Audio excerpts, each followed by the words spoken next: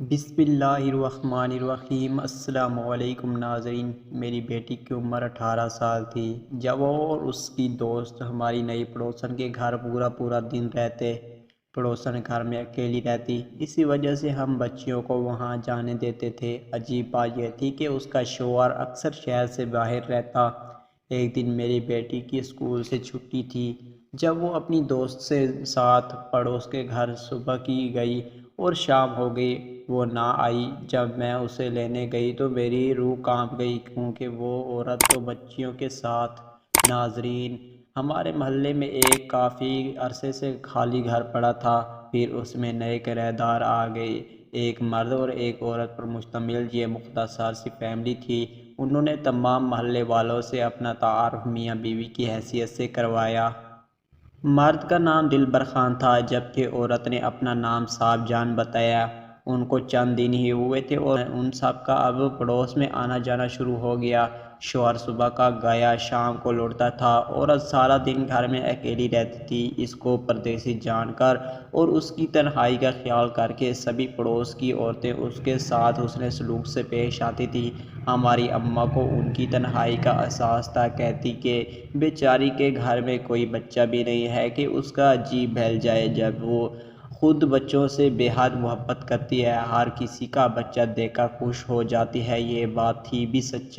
جب بھی صاحب جان کسی کا بچہ دیکھتی تو اس کی آنکھوں میں ایک عجیب سی چمک آ جاتی۔ صاحب جان زیادہ باتیں کرنے والی تو نہ تھی، بظاہر بڑی پرسکون اور مطمئن دکھائی دیتی تھی، لیکن اس کا چہرہ دیکھ کر یوں محسوس ہوتا جیسے اس کے اندر طوفان چھپا ہوا ہے۔ جب بھی وہ بات کرتی یہ ضرور کہتی، مجھ کو تو ہمیشہ بڑے کنبے میں رہنے کی عادت، اب اکیلے گھر میں رہنے کو دل نہیں کرتا۔ اگر آپ لوگوں کا سہارا نہ ہوتا تو نہ جانے میرا کیا حال ہوتا۔ میری اماں جان اور بھابھی صاحب کو صاحب جان سے بڑی ہمدردی تھی۔ اکثر ہمارے گھر کے بچے ان کے بھیج دیا کرتے تھے تاکہ اس بیچاری کا دل بہل جائے۔ صاحب جان کے گھر کی دیوار ہماری دیوار سے ملی ہوئی تھی، اس کے لیے اس کا سب سے زیادہ رابطہ ہم ہی سے رہتا تھا۔ اس کو یہاں آئے 2 ماہ ہو گئے تھے مگر وہ لوگوں سے اتنا زیادہ گھل مل گئی تھی کہ ایسا لگتا تھا کہ ہمارے گھر کا فاتح ہو اور برسوں سے یہاں رہ رہی ہو۔ ایک بات عجیب تھی کہ جس قدر صاحب جان محبت کرنے والی عورت تھی، اس کا شوہر اس کے برعکس تھا، وہ بہت کم کسی سے بات چیت کرتا تھا۔ صاحب جان کہتی تھی اپنی اپنی طبیعت ہوتی ہے، اس کی عادت ایسی ہے۔ دلبر خان تنہائی پسند ہے جبکہ میں ایسی نہیں ہوں، اگر کوئی بات کرنے والا نہ ہو تو میرا دم گھٹنے لگتا ہے۔ صاحب جان کو ہمارے محلے میں آئے ہوئے اب 3 ماہ ہو گزر چکے تھے۔ ایک دن اس نے کہا، کام کے سلسلے میں میرا شوہر میرپور جا رہا ہے۔ اماں کہنے لگی، تو پھر تم کیوں فکر کرتی ہو؟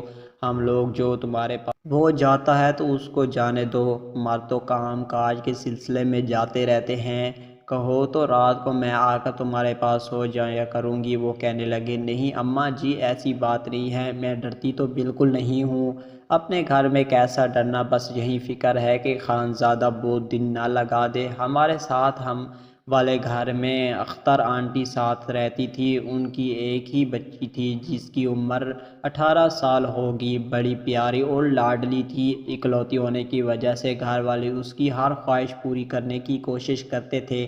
صاحب جان نے اس بچی سے بہت پیار بڑھا لیا تھا، جس کی وجہ سے وہ ہر وقت یہی چاہتی تھی کہ وہ صاحب جان کے پاس رہا کرے۔ تھوڑی دیر بعد اس کے گھر آنا جانا ہوتا تھا، بڑی مشکل سے واپس آتی تھی۔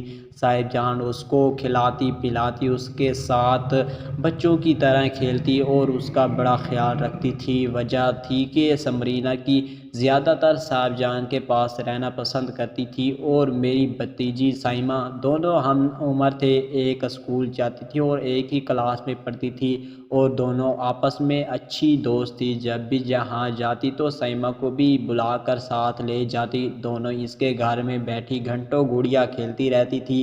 کبھی بھابھی کچھ کہہ دیتی سائمہ تو اماں کہتی، صاحب جان بیچاری ہے، اولاد نہیں ہے، ان بچوں کے جانے سے ان کے گھر میں رونق ہو جاتی ہے، اس کا جی بھر جاتا ہے، بہت پیار کرتی ہے وہ ان سے، تم یوں بار بار سائمہ کو آواز نہ دیا کرو۔ اس کا جی برا ہو جائے گا۔ دلبر خان کو گئے ہوئے ہفتہ ہو گیا تھا، 3 دن کا کہہ کر گیا تھا اور ابھی تک نہیں لوٹا تھا۔ صاحب جان بڑی فکر مند ہو رہی تھی۔ پھر آپ پورا ہفتہ گزر گیا ہے، اس نے کوئی خط بھیجا نہ کچھ۔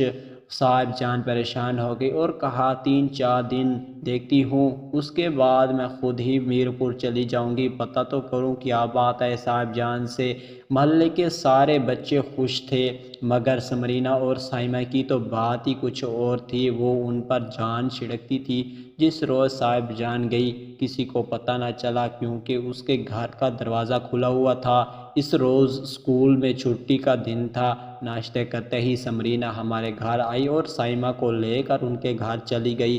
یہ روز کا معمول، اسی لیے اس بات کا کسی نے نوٹس نہیں لیا، لیکن حیرت کی بات یہ تھی کہ ثمرینہ اور سائمہ کے ساتھ صاحب جان کو بھی کسی نے گھر سے نکلتے یا کہیں جاتے نہ دیکھا تھا۔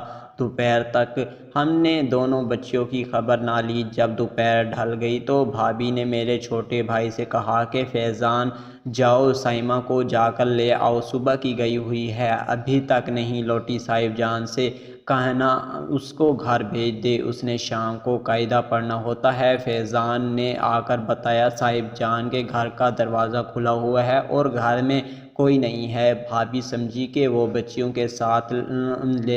کو ساتھ لے کر پڑوس کے گھر میں جا بیٹھی ہوگی۔ انہوں نے دھیان نہ دیا کیونکہ یہ تو ان کے یا ہمارے کسی کے بھی وہاں گھومنے نہیں جایا کرتی تھی۔ وہ بچیوں کو لے کر کہیں غائب ہو گئی ہے۔ شام ہو گئی تو بھابھی نے پھر کہا ارے اب تو جا کر لے آؤ، بچی رات کے وقت پرائے گھر میں رہتی ہے، یہ تو کوئی اچھی بات نہیں ہے۔ اب میں نے پھر محسوس کیا کہ آج سائمہ خیر معمولی حد تک گھر سے باہر رہی ہے۔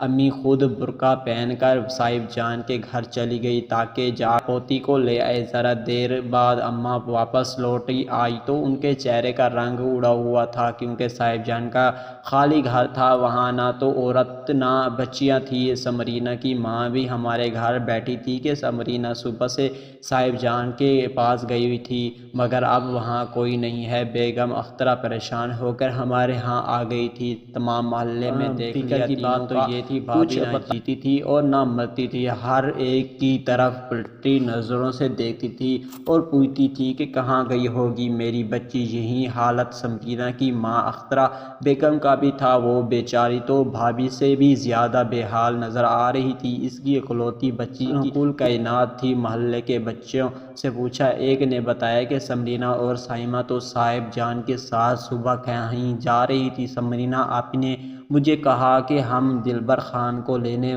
میرپور جا رہے ہیں، واپس آ جائیں گے، مگر تم کسی کو نہ بتانا، امی ہم کو میرپور نہیں جانے دے گی، کل واپس آ جائیں گے۔ محلے والے جمع ہو گئے، سب کی یہی رائے تھی کہ آپ پولیس میں رپورٹ درج کر دو کیونکہ اس عورت کا دوسرا پتہ کسی کے پاس نہ تھا اور نہ ہی محلے میں کوئی یہ جانتا تھا کہ یہ کون لوگ تھے اور کہاں کے رہنے والے تھے۔ پولیس میں رپورٹ درج کر دی۔